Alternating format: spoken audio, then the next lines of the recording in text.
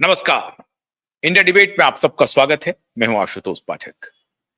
मित्रों, जो लोग मुहर लगा रहे हैं अपनी अपनी बातों पर, आज उनको सीबीआई से कुछ सवाल पूछने चाहिए।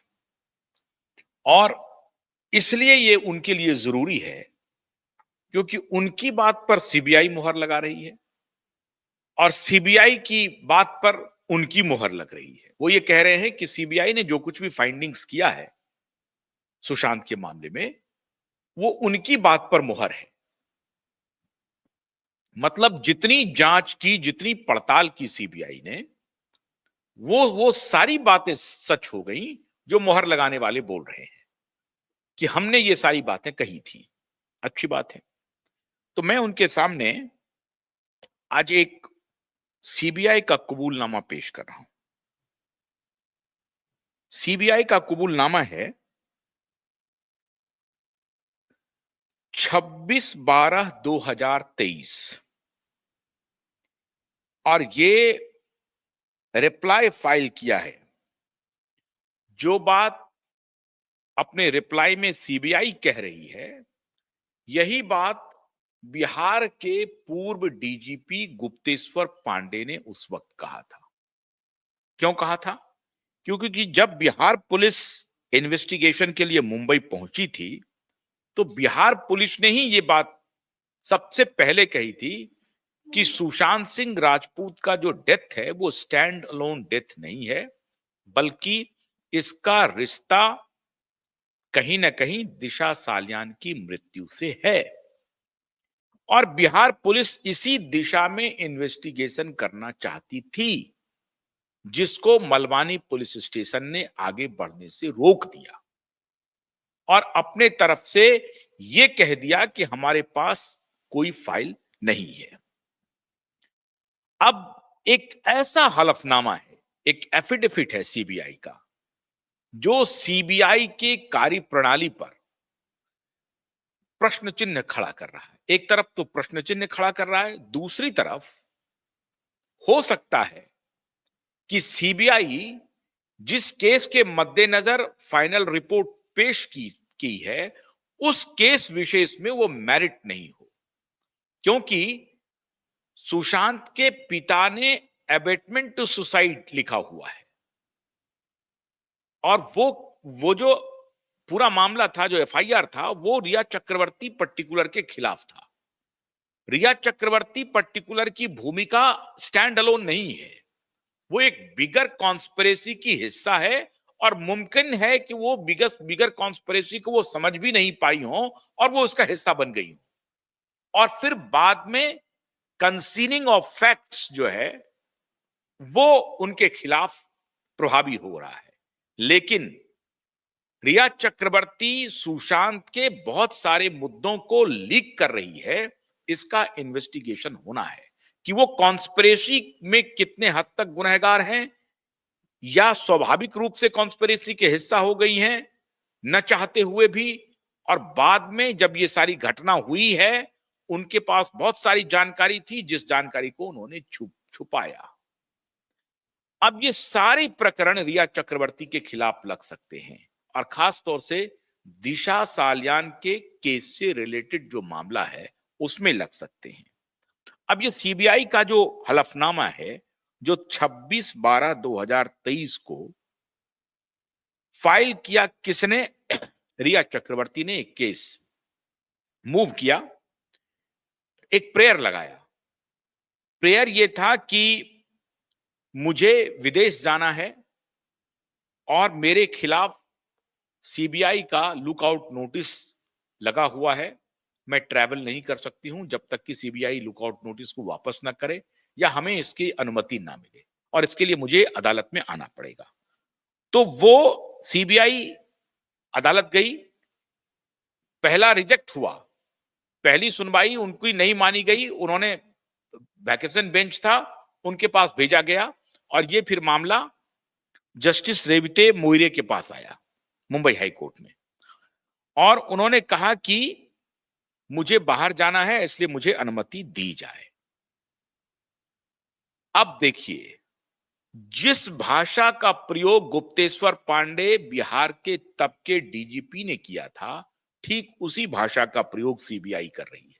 सीबीआई अदालत पहुंचती है और सीबीआई एफिडेविट जो है वो देखिए, central bureau of investigation, writ petition number, जो रिट पिटिशन नंबर है फाइल्ड बाय रिया चक्रवर्ती। रिया चक्रवर्ती का जो रिट पिटिशन है नंबर 3385 2023, ये लगा हुआ है रिट पिटिशन रिया चक्रवर्ती का। ये रिट पिटिशन क्या है? Seeking permission to travel abroad, the CBI specifically submitted that during the course of the SIT's inquiry in the Disha Salyan case, there exists a possibility of connection emerging with the death of Sushant Singh Rajput. CBI oppose करती है writ petition को, जो 26 दिसंबर 2023 को जिसकी सुनवाई हुई, वहां पर कोर्ट में जाकर के सीबीआई अपोज करती है और कहती है कि दिशा सालियान के डेथ की इंक्वायरी एसआईटी कर रही है और उसमें मोमेंटम आ गया है। मतलब अभी तक जो एसआईटी थी वो चुप थी, अब एसआईटी बहुत तेजी से एक्सपेडाइट कर दिया है इंक्वायरी को, और उस इंक्वायरी में मुमकिन है, देखते जाइए, मुमकिन है कि रिया चक्रवर्ती को बुलाया जाए, उनका सीधा कनेक्शन मिले। ये सीबीआई का एप्रीहेंशन नहीं है, ये सीबीआई का एफिडेविट है। सीबीआई ऐसे हवा में नहीं बोल रही है, सीबीआई कोर्ट में एफिडेविट दे रही है कि इनके लुकआउट नोटिस को क्वैश न किया जाए, क्योंकि दिशा सालियान की केस के जो एसआईटी जांच कर रही है उसने अब अपनी जांच को तेज कर दिया है और मुमकिन है कि इसके लिए रिया चक्रवर्ती को बुलाया जाए। मतलब सीबीआई रिटन में अदालत को दे रही है, मतलब CBI is of this view कि Rhea Chakraborty may be called for interrogation by home, by SIT appointed by Maharashtra government. Therefore court should not squash the lookout notice imposed by CBI। ये सीबीआई का कहना था अदालत में। अदालत ने हालांकि इसको लेकर के फिर सीबीआई को सवाल किया कि आप पिछले 3.5 साल में, 3.5-4 साल में कभी भी रिया चक्रवर्ती को अरेस्ट नहीं किया है, आप क्या कर रहे हैं? अब यही इसका जवाब, अब यही आप समझिए, जो सीबीआई कोर्ट में जाके कह रही है कि एसआईटी बुला सकती है, मतलब जो गुप्तेश्वर पांडे कह रहे थे वो बात सीबीआई भी कह रही है, लेकिन चूंकि दिशा सालियान की इंक्वायरी सीबीआई के पास नहीं है तो सीबीआई उसमें इंटरवीन नहीं कर सकती है। वैसे चाहे तो कर सकती है, सीबीआई जा सकती है कि भाई मुझे लगता है कि दिशा के मौत से सुशांत के मृत्यु का संबंध है, हम इन्वेस्टिगेशन करेंगे। सीबीआई क्यों नहीं ऐसा मूव की? सीबीआई को अदालत में जाना चाहिए, सीबीआई को अदालत से परमिशन लेना चाहिए। अगर महाराष्ट्र सरकार रोकती है उनको या महाराष्ट्र पुलिस हेल्प नहीं करती है तो क्या सीबीआई मालवानी पुलिस स्टेशन कभी गई? क्या मालवानी पुलिस स्टेशन के जो भी वहां पर ऑफिसर्स थे उनसे पूछताछ की? सीबीआई ने मुंबई पुलिस के किन किन अधिकारियों से पूछताछ की दिशा सालियान के प्रकरण में?